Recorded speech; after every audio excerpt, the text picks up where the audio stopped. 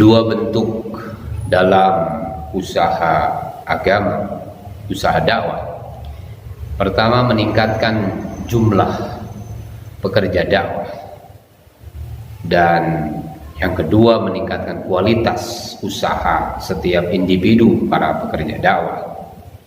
Saudara sekalian, dua bentuk ini berbeda. Meskipun jutaan manusia melakukan usaha dakwah, tetapi pengorbanan mereka sedikit, maka hanya sedikit hidayah yang diturunkan oleh Allah Subhanahu wa Ta'ala.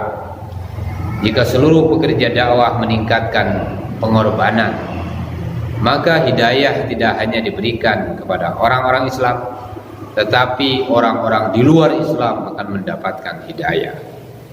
Sabar dalam ketakwaan akan merubah keadaan. Bantuan Allah Subhanahu wa Ta'ala akan datang apabila kedua sifat ini ada dalam diri kita. Bantuan Allah tidak akan datang jika hanya bersabar ketika tertimpa musibah asbab perbuatan dosa. Seorang yang sabar tanpa ketakwaan ibarat seorang pencuri yang tertangkap oleh polisi. Ia berdoa agar polisi diazab karena telah memukulnya.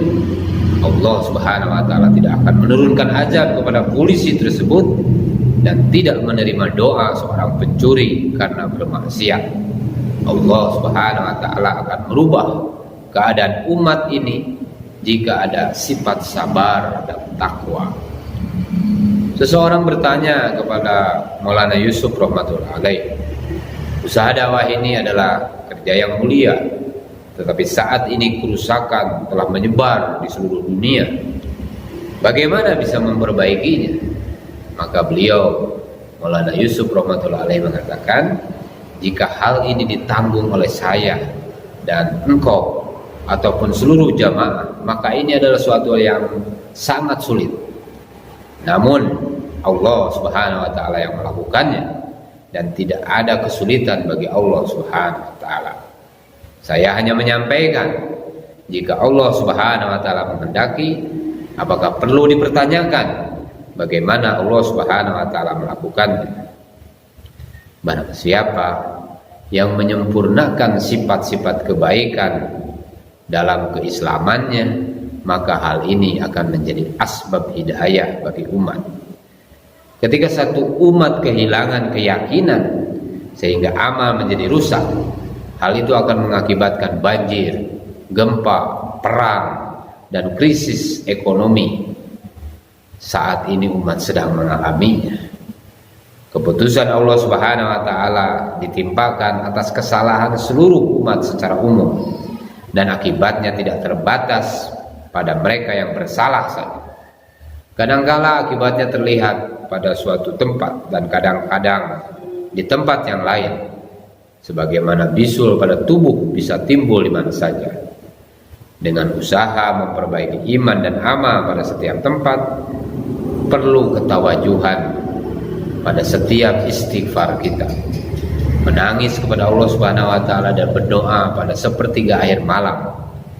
Jika ada segelintir pengorbanan dan usaha seperti usaha Nabi Ibrahim alaihissalam, usaha Rasulullah SAW dan para sahabatnya, sebagaimana matahari yang senantiasa beredar menyinari bumi tanpa pernah mengharap imbalan kecuali ganjaran dari Allah Subhanahu wa Ta'ala, maka pahalanya sama dengan besarnya matahari.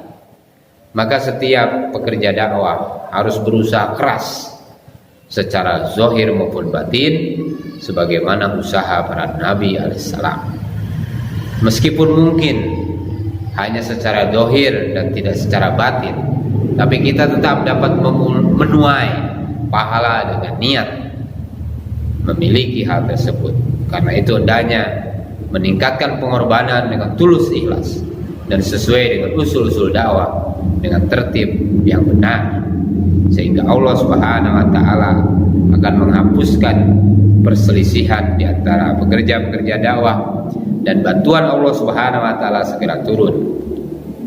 Seorang pekerja dakwah hanya boleh berhenti berdakwah dalam dua keadaan: apabila ia telah wafat atau orang yang diajak juga telah mati. Sebelum keduanya mati, dakwah harus terus dijalankan, terus menerus.